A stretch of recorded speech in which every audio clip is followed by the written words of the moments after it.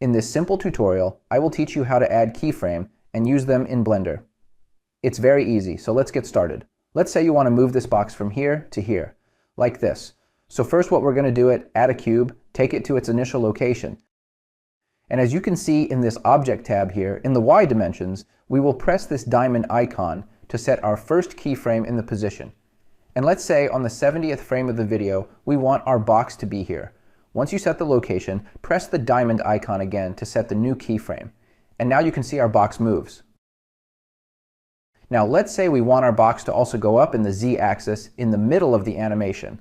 So we will set a keyframe in the start again, like we did before.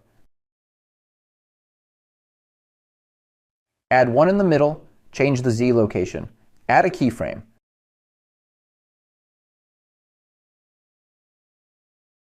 Make the Z-axis 0 and press the keyframe again. Now there are more animations in our cube. This is it for today. Thanks for watching.